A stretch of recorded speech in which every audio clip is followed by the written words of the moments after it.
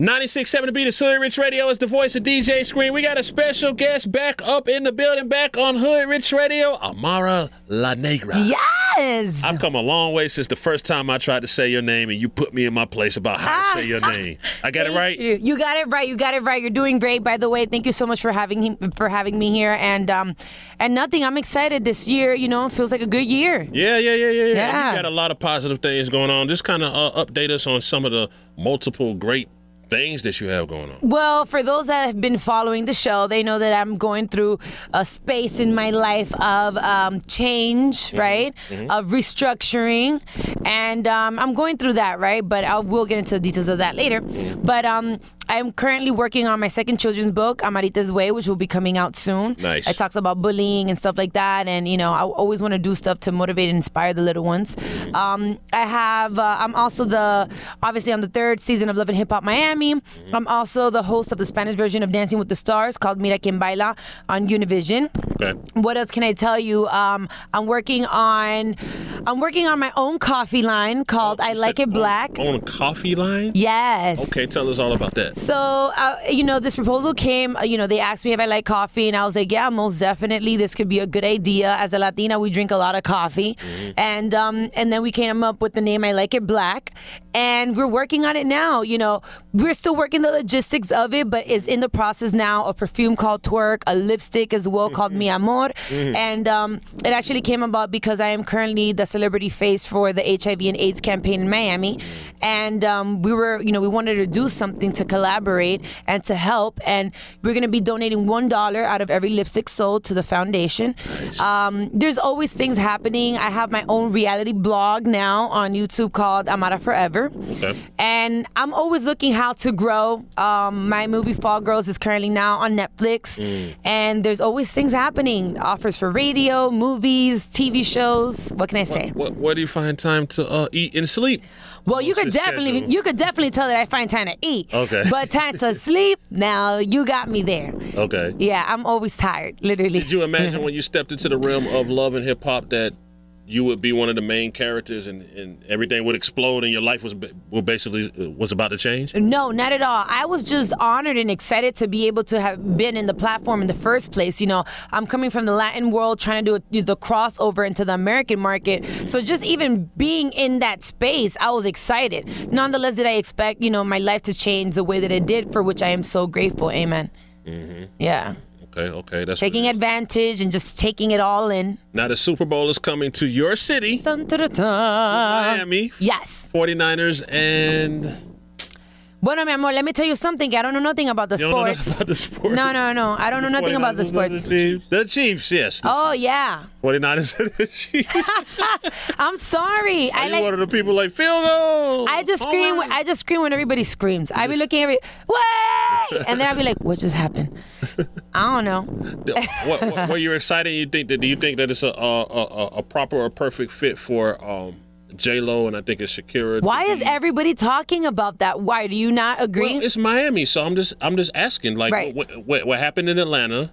I forgot who it was in Atlanta, but everybody wanted Maroon 5 and Travis Scott.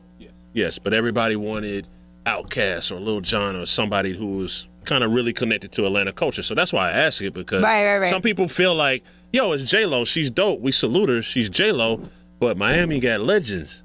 You know, I personally think that it would have been obviously great if they would have been able to showcase all of Miami's talent, right?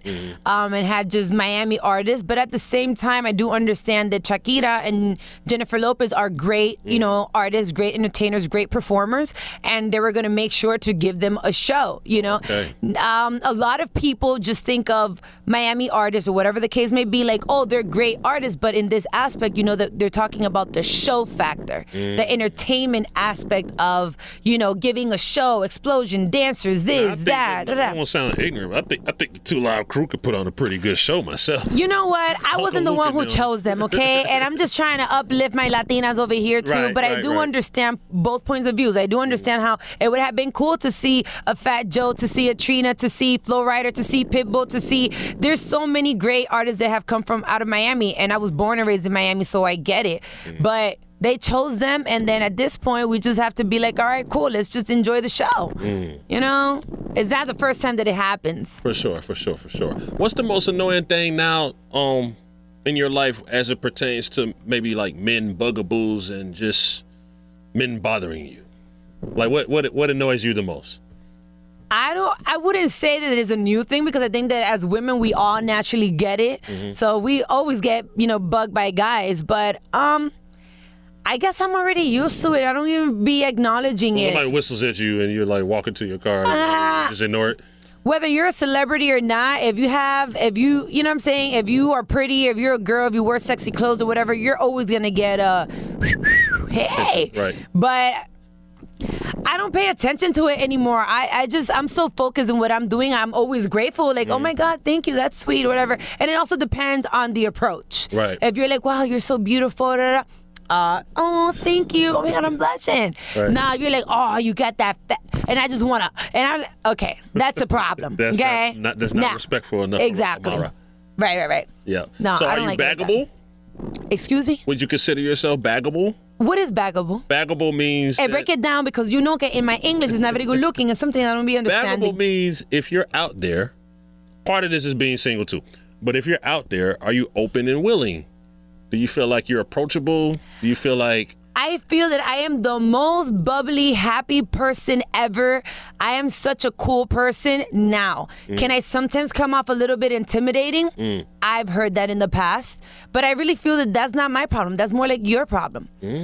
Personally, because you have to have guts to be able to approach a woman. And if you feel that this woman is unreachable or is not to your, you know what I mean? Then whose problem is that? Not mine. Yep. So I really feel like I'm a really cool person if you just at least allow yourself to get to know me. So yeah. That's what it is. What would you say to somebody that's just getting in this game, like aspiring to be a female entrepreneur? What's some things that you need to be aware of? In this industry? In this industry. Or it could be modeling, music, it could be reality TV, whatever the case is. What's the first thing that you would tell them? Bueno, you know that I always have to be politically correct and blah, blah, blah, because, the cameras are on and the world is listening. No, Rich Radio. What show you think you at? But I will say this much. I will say, on a positive, first a positive, right? Be persistent, know what you want.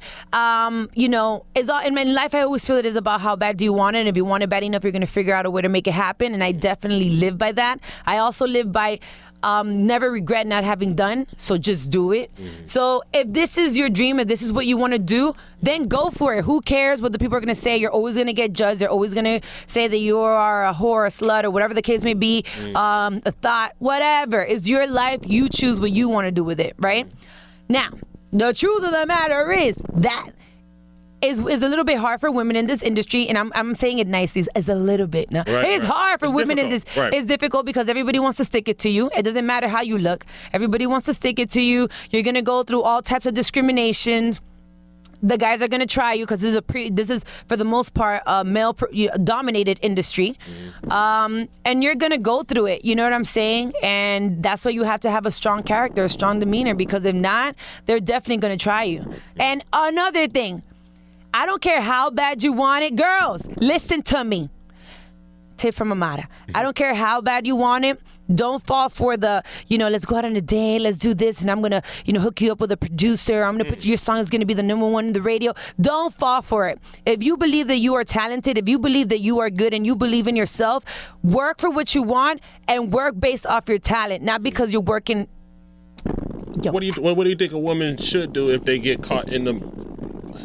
No, it's not. Is this PG-13? No, it's Hood Rich Radio. Okay. Give it a memo. I know, but sometimes I be trying to be proper because publicists will be like, "Don't say that." No, this is for the real Atlanta and worldwide. Okay, if a woman is caught up in the Me Too situation in the middle of it, what do you think is the best way to handle it? Like that person takes her out, or that person takes her and then kind of like puts the opportunity in front of her, but then kind of gets wrong. And then we heard a lot of women, we always ask women, well, why didn't you say anything right then, right? That's always the question, right? I feel that people can be so judgmental. You can see somebody do something like, I wouldn't have done that. I would have done this. You don't know what the hell you would have done because you weren't in that situation. You also have to think about, a lot of people have been working for a very long time to get to a certain place. And sometimes it can't be...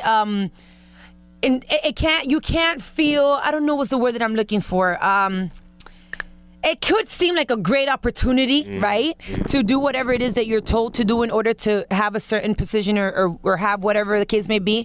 But it's really up to you. And I feel that a lot of people at the moment may get nervous, may have not known how to respond. Who am I to judge? That's just how I feel. You know, I personally have gone through a lot of terrible situations in this industry as a woman. I've had men try me many times. I've been in recording studios where they say, Blase is going to be here to record you. When you get there, is a room full of guys and nobody's there to record, right? And I'm saying it very lightly. I've gone through a lot of terrible situations in this industry, which I've never spoken about. In due time, I will say all the things that I've been through. But out of experience, I'll just say, you know. What gave you your strength through all that, though? Because some people are just not built for the industry and what might come with it, whether it be male or female or whatever the case is. What gave you your strength? I'm hungry. I'm hungry. I am ambitious. I have been doing this since I was 4 years old, and I don't know how to swim. I don't know how to ride a bike. I don't know how to skate. I didn't get to play too much with dolls. You know, my childhood was a little bit different, but I know how to sing. I know how to act. I know how to dance. I know how to do a lot of things. So it's just about how bad do you want it. Like, there's no limit to anything that you want in life. Whatever it is, you have to push yourself because no one else is gonna do it. Words from Amara La Negra. Now, some time ago, Gina Rodriguez, she was on her live. Yeah? And she was singing some lyrics to a song, and she dropped the nigga word, right? Can I have some water? Give me your water, Kodak. Let me readjust. Okay. Oh my God. No, we want to clarify because this is something that the listeners wanted to know about, and a lot of our listeners love you. This is your third time on our show. Yes, sir. And they just wanted some clarity. So this actually came from the listeners. Yes. So you kind of came to her defense saying that, hey, she was saying it was part of a song. She was on a live. Maybe y'all shouldn't be so harsh on it. Can you kind of bring clarity to that whole situation? Or how you felt about the situation, or what this you is meant? one of those questions that I almost feel that no matter how I answer it, they're still gonna try to figure out a way to point fingers at me. Okay. Because I'm not black. Right. For a lot of people, right? Okay. For a lot of people, I'm not black, right? I am Spanish. I am Latina. Whatever the case may be, you're Hispanic. Okay. Now, let me interject real quick, just as someone because who's I was told that I'm not allowed to say the N word either. Because I'm not an N. Okay, so the people out there, and I just want to be fair about the situation, if you go to, let's say, New York City or the Bronx, where there's a lot of Latinos and Latinas, they use the word openly. When the call came for me to do this interview for TMZ based off what had happened, I really didn't have backstory on what the situation was. All I know is that I had seen a video on social media where this actress was singing a song, and it just so happens to be that, you know, part of singing her song, she slipped the N-word, right? In my eyes, at the moment, without knowing that in the past she had already been called out for it, which in her eyes she should have known better than to do it again, right? I was just more like, well, she was singing a song. And she is Latina. But it doesn't matter because I learned after that experience from a lot of people that, you know, in her case, she's light-skinned, so she most definitely can say it. In my skin, I am as black as you and anybody else, but I can't say it either. Wow. 'Cause I don't know, because that's what was told to me, right? You're not African-American, and the N-word is just for African-Americans. Aren't there Latino rappers that say it, though? And I'm not trying to bring smoke to nobody else. No, neither am I. I'm just saying that there are Latino rappers that... I did my best not to go back and forth with the situation, and I try to just let it die out, because if I really want to get technical with it, there are a lot of Latinos that are in the hip-hop industry or whatever. They use the terminology and don't get any fingers pointed at them. It's like, oh, they're cool and they're acceptable. They're part of the culture. But nobody else can be part of the culture. They choose who can and who can't say it. So to me, it was like I was apologetic because I never meant to offend anybody. I'm an activist for the Afro-Latino community. I get it. You know what I mean?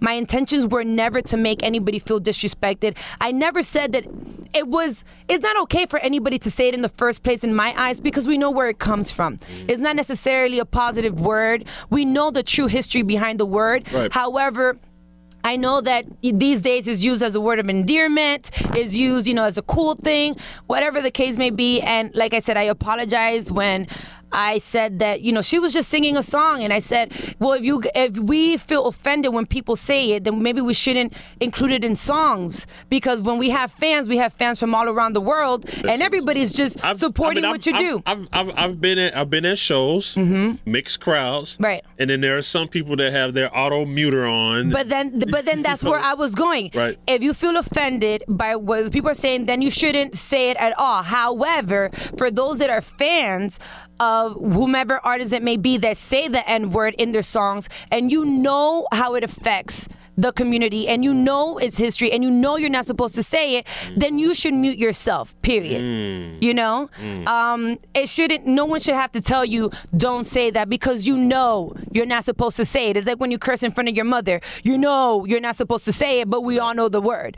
So it was a very iffy topic. I felt terrible that people felt that I was supporting what she did, because that wasn't my intention. I was just saying she was singing the song. Maybe she didn't acknowledge at the time, like, damn, it slipped out. I shouldn't have said that. But then again, when I was told you've already done it in the past and they've already called you out for it, you should have learned from that experience to never do it again. No doubt. But it's a sensitive topic. It's a sensitive topic. And my apologies for whomever may have felt offended, because that was never my intention, not at all. And I'm always put in an awkward situation, because like I always say, I'm not Latina enough to be black, and I'm not black enough to be Latina. You look black, but you're not black, but you're Latina. So your culture, you're Dominican, but for certain Latins, you too black to be Latina. It's like a very awkward space that you don't know where to put yourself. Like, I can't fit in with y'all, but over here they're like, no, you need to be over there. Yeah. So you're like, okay, so where am I supposed to go? Y'all let Amara be. She's dope and she does dope things. Just let her be. Yeah. Right? She means no harm. Right. I don't, not at all. And speaking of meaning no harm, talk to us a little bit about some of your philanthropy efforts that you have going on. Like helping, you mentioned before. Oh, okay, the HIV and I'm sorry, yes. Is that this, that topic always kind of, that was a really tough conversation for me. No, it's fine. We brought clarity to it. We did great, because I still, till this day, I'm still dealing with, with those comments and stuff like that on social media, and it's a little hurtful, and then you could kind of, But moving forward, yes, I always do the best that I can to help out in my community. I've worked with St. Jude in the past. I posted not too long ago on social media, for those that may have not known, which I made my best efforts for no one to ever know, that I was homeless. I lived in my car for like 3 months, and even though there people don't believe it, because a lot of people expect that if you're pretty and you have a fat ass, then you shouldn't be homeless. Just use your ass to get a house, to be okay. And not necessarily, not all of us think the same way, you know what I mean? I was given an opportunity to work on a TV station, and that's really the way that I got myself out of that situation. I would shower in the bathrooms of Walgreens and McDonald's, and I would get dressed up, and nobody ever knew that I was struggling, and you keep it together. But understanding that space of my life just helped me realize that if there's anything that I can do to help anybody else, then I want to use my platform to do it, because I wish that somebody would have helped me when I was in a bad space. So whether it is that, anybody suffering from AIDS, HIV, like I currently am, the face of that campaign in Miami, or that you may be homeless, I am currently working with certain foundations as well.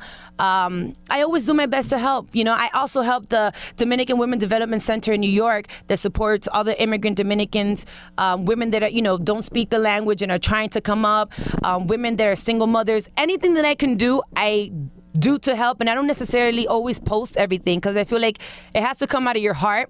And when I speak about it, it's just to inspire others to do it. But I don't want them to see me like, oh, she's just doing it for clout. She's just doing it. I do it because I really care. And at the end of the day, when you die, you don't take none of this stuff. You take what you did for others. No doubt. So that's just how I feel about it. No doubt. Amara, it's always a pleasure chopping it up with you. Thank you for coming to Hood Rich Radio. Thank you. You're going to have a big 2020. You're going to come back and see us, right? Yes, most definitely. I am praying this year is going to be so good. Hopefully, I'm going to find myself a new manager, a new team. There's a lot of drama happening on this Love and Hip Hop Miami, and I'm trying to, move forward, but I feel good. Okay. I feel positive. No doubt. Big shouts out to Amara La Negra. Thank you. Hood Rich Radio 96.7 The Beat.